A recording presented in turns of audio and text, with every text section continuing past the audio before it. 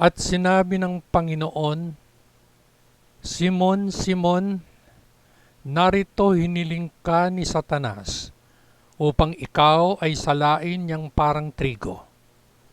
Datapwat ako'y nananalangin para sa iyo na ang iyong pananampalataya ay huwag magkulang. At kapag ikaw ay nagbalik loob, palakasin mo ang iyong mga kapatid.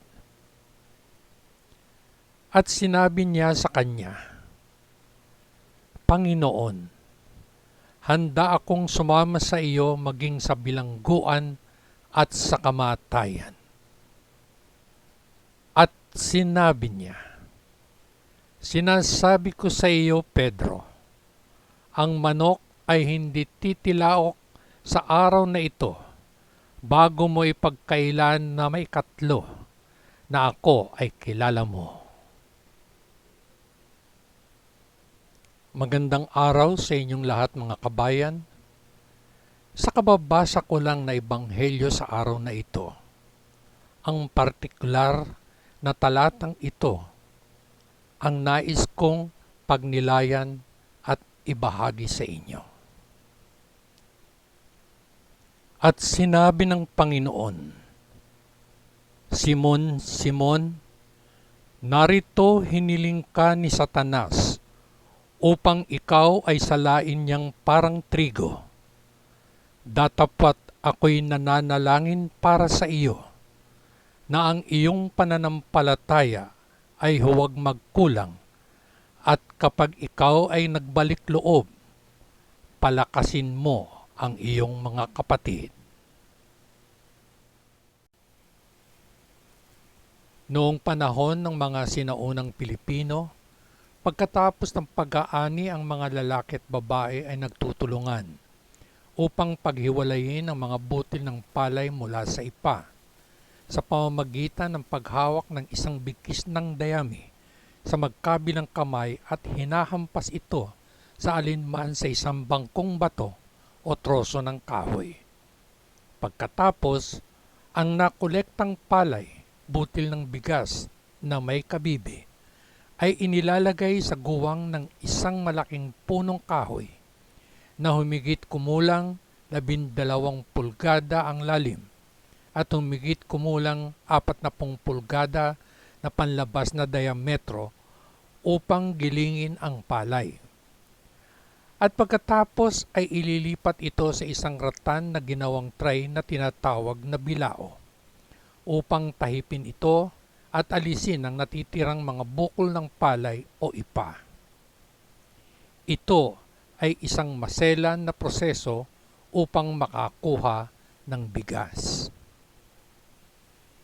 Kahalintulad nito ang larawang ginamit ng Panginoong Hesus para bigyan ng babala ang kanyang mga alagad sa malaking pagsubok na kanilang haharapin kapag pisikal na hindi na nila siya kasama. Ang palay na magiging bigas at ang pansamantalang rice milling wood apparatus ang magiging malakas nilang kaaway, si Satanas. Ibinukod tangi ni Jesus si Pedro ng kanyang sabihin, Ako ay nananalangin para sa iyo na ang iyong pananampalataya ay huwag magkulang. Pero kung lilimiin, hindi ba ang pagtanggi ni Pedro sa pag-amin na kilala niya si Jesus ayon sa nasaad sa 22 kabanata ng Ebanghelyo ni Apostol Lucas, mga talata 54 hanggang 62, ay kabiguan ng kanyang pananampalataya? Basahin natin ang 22 kabanata ng Ebanghelyo ni Apostol Lucas, mga talata 54 hanggang 62. Nang magkagayoy kinuha nila siya at dinala siya sa bahay ng dakilang saserdote. At sumunod si Pedro sa malayo. At nang makapagningas na sila ng apoy sa gitna ng bulwagan at maupong magkakasama, si Pedro ay naupo kasama nila. Datapwat nakita siya ng isang alilang babae habang siya'y nakaupo sa tabi ng apoy at tinitigan siya at sinabi, "Ang taong ito ay kasama rin niya." At ikinaila niya siya na sinasabi, "Babae, hindi ko siya nakikilala." At pagkaraan ng ilang sandali, ay nakita siya ng iba at nagsabi, "Ikaw ay kabilang din sa kanila." At sinabi ni Pedro, "Lalaki, hindi ako."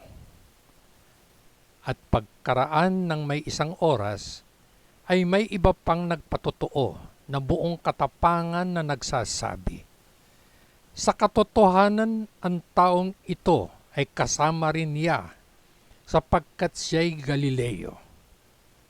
At sinabi ni Pedro, "Lalaki, hindi ko nalalaman ang iyong sinasabi." At pagdaka, habang nagsasalita pa siya ay tumilaok ang manok.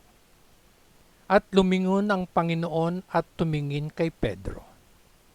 At naalaala ni Pedro ang salita ng Panginoon kung paanong sinabi niya sa kanya, "Bago tumilaok ang manok, ikakaila mo akong maikatlo."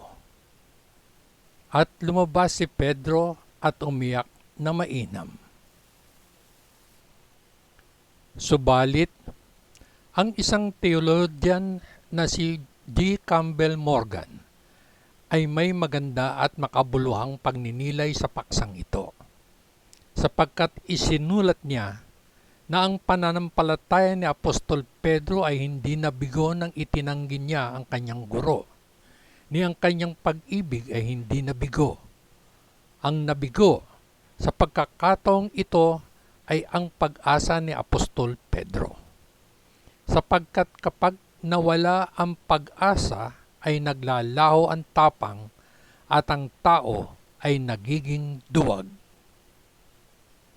Marahil, ang mga pasakit at pagdurusa na ating nararanasan sa ating buhay ang nagiging dahilan upang itanggi natin ang Panginoon.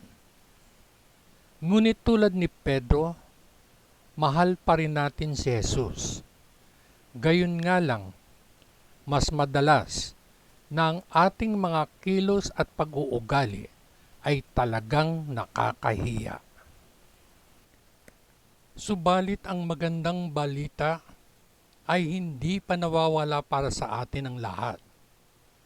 Sapagkat sinabi ng Panginoon kay Pedro, "Pagbalik mo sa akin, palakasin mo ang iyong mga kapatid." Ang mga salitang ito ay nangangahulugan ng pagpapatawad, pagpapanumbalik, at isang bagong pagkakataon para sa paglilingkod. Kung sa ating pagkadapa tulad ni Apostol Pedro, kung tayo tulad niya ay maglalahad sa Panginoon sa ngalan ni Kristo ng ating mga kasalanan at dalisay na magsisi at magbalik loob sa Panginoon, ang mga pakanat panlilinlang ni Satanas ay hindi maaaring humadlang sa ating mga pakiusap kay Kristo. Gayon din ang pagdarasal ni Kristo para sa atin sa Ama. At iyan ay totoo para sa atin gayon din kay Apostol Pedro. At bago ako tuluyang magpaalam, kabayan, isang paalala.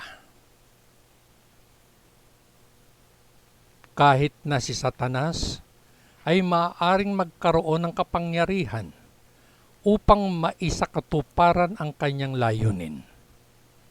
Totoo na sa ating pinakamadilim na oras, ang Panginoon ang may kontrol.